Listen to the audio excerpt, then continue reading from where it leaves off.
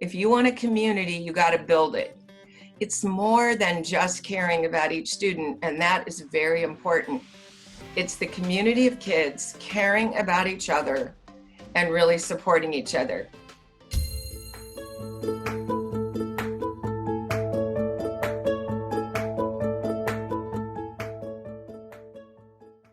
Seymour here from the Heritage Institute. We're offering professional development courses for teachers. We're here today to talk to Brenda McKinney, one of our long-standing instructors, about how to deal with oppositional and other challenging students. Brenda, what would you like to talk to us about today? Oh, Mike, thanks for asking. This is a topic that's just so important. You know, I'm working with the Heritage Institute and teachers every day, and there is not a day goes by that a teacher doesn't ask me about what to do with challenging students or kids that are just bored and won't participate. So in this new culture that we have, this is really, really important. So I'd like to share 3 levels of discipline that I see, and breaking it down from doing things explicitly to looking at the problem and then at the student. And today I'd just like to talk about how to make discipline invisible. What are some of the things you can do to get kids engaged and to avoid those problems so that you have a way to work around them? So let's come up here with 3 great ideas that'll get you started. The first one is manage mind-body states.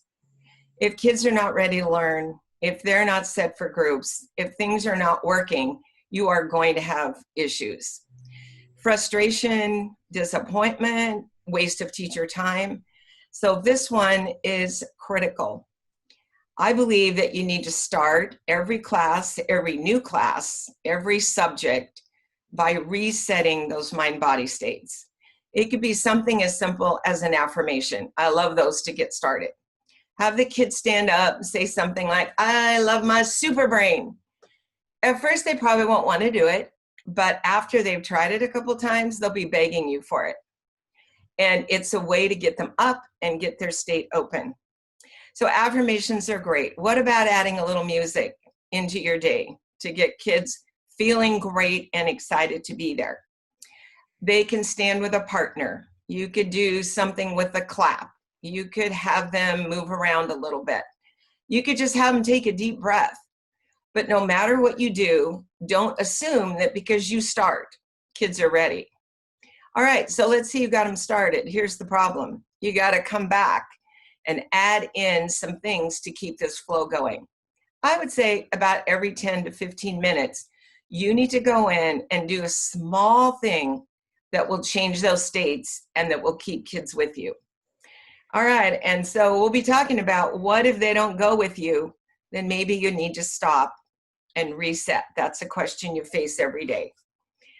So there's your first one, manage those mind-body states. Do them when you start and keep at it. It will be worth your time. The second one is increase predictability. I know you all have routines. I know you look at this every day. Here's how you know if everything's working. If you have times where kids are not paying attention, you have times where kids are being oppositional, just plain distracting, then you don't have enough things in place. Add in rituals. Rituals. A ritual before they go to a group. A ritual before they go to lunch.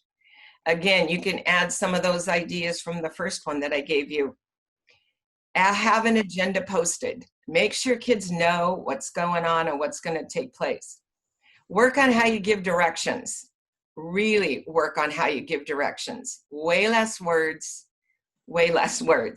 Show it and say it and let them and demonstrate it and let the kids try it and make sure they're all listening to you. Here's another one under predictability. How about getting rid of your voice? Use it only when you're teaching. Add a train whistle that means now. Use a gong to start the class. It could be a singing bowl to start vocabulary. So go out there and find some ways to move kids around and give directions without your voice. And guess what? When you do talk, they're going to be listening to you more. Ooh, that's a favorite one, increasing predictability. But I have one more for you that's really important to me. Relationships build the classroom. If you want a community, you got to build it. It's more than just caring about each student, and that is very important. It's the community of kids caring about each other and really supporting each other. So how do you do that? I really like meetings. Call them family, tribe, community meetings once a week, maybe Monday. Tell stories. Tell your own stories about struggle, things that are funny. Maybe the kids will want to share, but maybe not. Check in and find out how everyone's doing in coping with the workload. Then on Friday, have a weekly evaluation. Make it kid-friendly. If they hate it, this is not going to work. This is something where they tell what they're proud of for the week, and they're letting you know how they're doing, and they're letting you know if they feel supported by you. That is so important. Research says that this just could be one of the number one things in success and in building a classroom where you don't have those disruptive kids.